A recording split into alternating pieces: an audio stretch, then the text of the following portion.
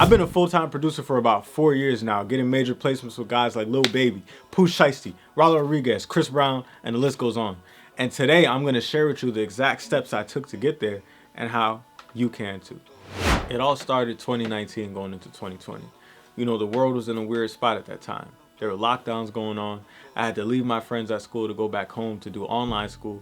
And I was taking classes that I didn't really like, switched to computer science from business because that's where the bread was at. But I really wasn't feeling them classes. I was even working jobs that I wasn't feeling. Just doing stuff to just try to make bread, scraping by. Now, I was still producing music, but not really taking it serious. Like, I would make a beat here or there, play some Fortnite, play some 2K. I was unfocused. My life was going nowhere fast. I was broke, unfocused, and making mediocre beats. But then I came across something that changed everything. I read a book called Think and Grow Rich by Napoleon Hill. In this book, the author talks about having a burning desire. He talks about committing yourself to a goal and really going after it each and every day. He talks about the power of our minds in creating our reality. After reading this book, I started to think about what I really wanted to do in life. Where did I want to live? How much money did I want to make? What do I want to wake up and want my life to be? And I realized that it was in my hands. So this is the time when I decided that I would be a full-time producer who produced songs for major artists. That's when I decided that would be the case. And the key word here is decided. I remember one day thinking to myself, like, if I devoted all this time that I'm wasting on video games and watching Netflix and spending time just hanging out to actually getting better at making music, I would be so far ahead. So when I made that decision, I sold my PS4. I wrote a statement to myself that I would get plaques and I would produce for major artists and I would do this full time and I would read it every day. This is when I decided to lock in. And this is the first step that you have to take if you want to become a full-time producer or if you want to be great at anything. You have to decide to lock in. I had to decide that this was going to be the focus for my life from now on. I had friends that just wanted to hang out. Yo, bro, let's chill. Let's go to this kickback. Nah, I'm making beats. Yo, where you at? We got to go out tonight, bro. Where you? I'm making beats. And yeah, you're going to get X'd out of some group chats. Some people are going to slowly stop inviting you to things. And it's going to be real lonely. When you want to do something extraordinary, the path is lonely at first. Because you're moving away from being ordinary, but you're not quite extraordinary enough to be with extraordinary people. But guess what? That's a process that you have to go through. It's a lonely process that everybody that has went from ordinary or average or basic to amazing and skillful and mastery has had to go through. So once you make that decision to lock in, you have to guard your time.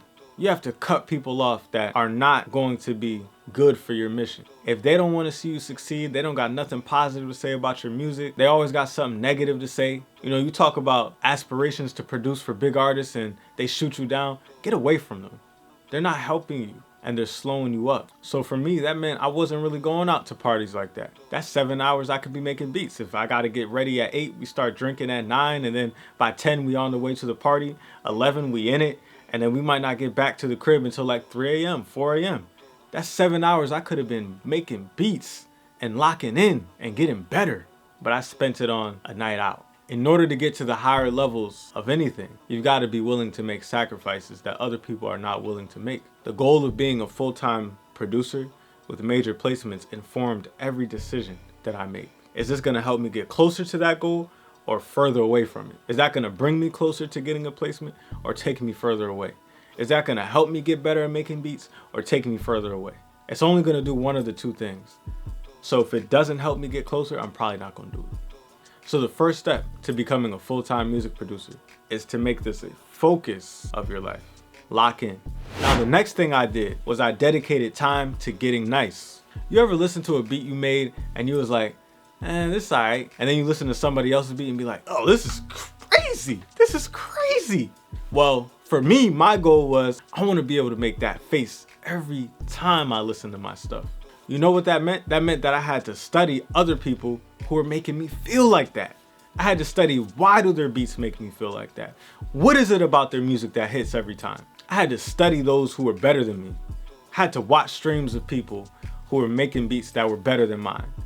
take classes, watch interviews, soak up as much game as possible so that I could then apply it to my life, to my career.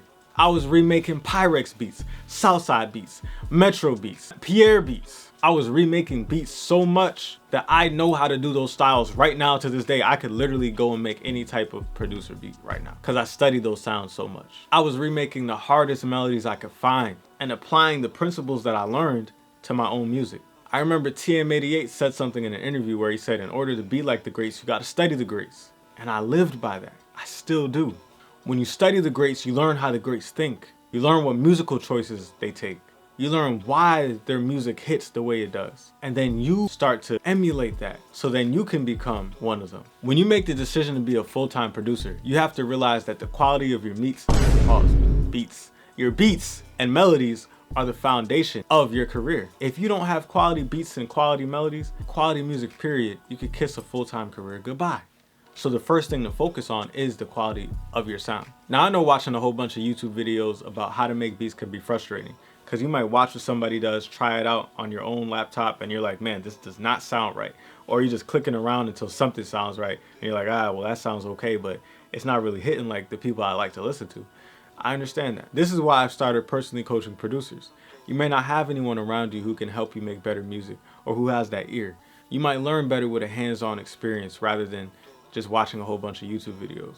You might be tired of not knowing how to translate your current musical knowledge into making beats. This is where I come in. Everyone in my coaching program has direct access to me to answer questions, hop on one-on-one calls, collaborate, and really create strategies to make music that artists want to buy and to eventually become full-time producers. If this is the sort of thing that you think that you would want or that you need, hit the link in the pinned comment to book a call with me to see if you are qualified to be a part of my mentorship program.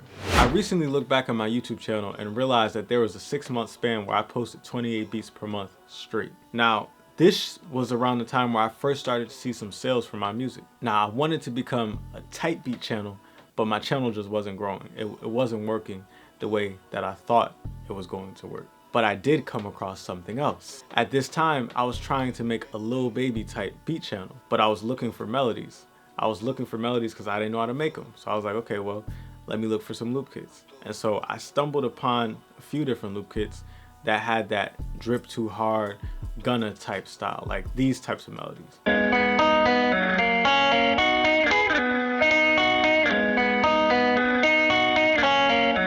But I wasn't looking for that. At the time, my turn was hot. So I was looking for like that Quay Global sound, you know, that Chi Chi, Section 8, like these types of melodies.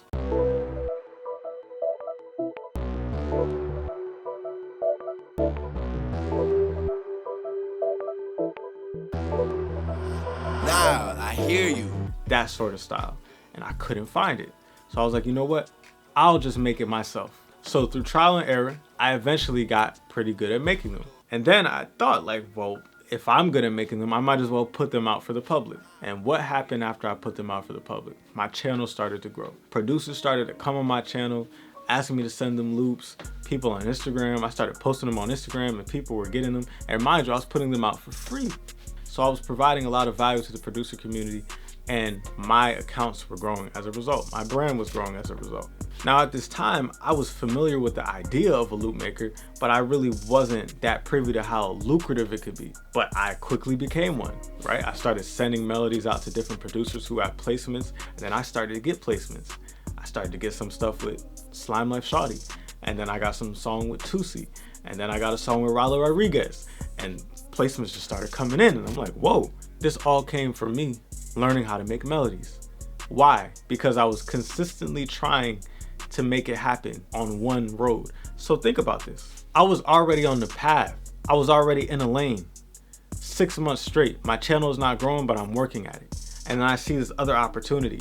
The only way I see this opportunity is if I'm on the path of trying to make it happen. Without being on the path, you don't see all the other opportunities that could be right there in front of you. So once I saw that opportunity to make melodies, I pivoted to that and I stayed on that. And that is what got me to full-time status. I started selling those loop kits. I started to send out these melodies to different producers and get placements with them. It was the revenue through those kits, through the placements that I was getting, that eventually allowed me to become a full-time music producer. By 2021, I had my own crib, my own car, fire home studio, and what allowed me to do this was being on the path and not giving up and staying focused and seeing opportunities and doubling down on things that worked. The key component to this story is that I made a decision, I focused, and I continued to work. I didn't spend 6 months trying to figure out what to do and how to make money doing this. I didn't spend 6 months trying to analyze the producer community and where I could fit in and which lane to take. I just chose one and I went with it. And I found another opportunity as I was on that path. And that might be the same thing for you. But the thing is, I don't want you to just watch a whole bunch of videos. Don't just get caught up in that analysis paralysis. Jump in, choose a path, focus, get better, grind, and make it happen. Peace.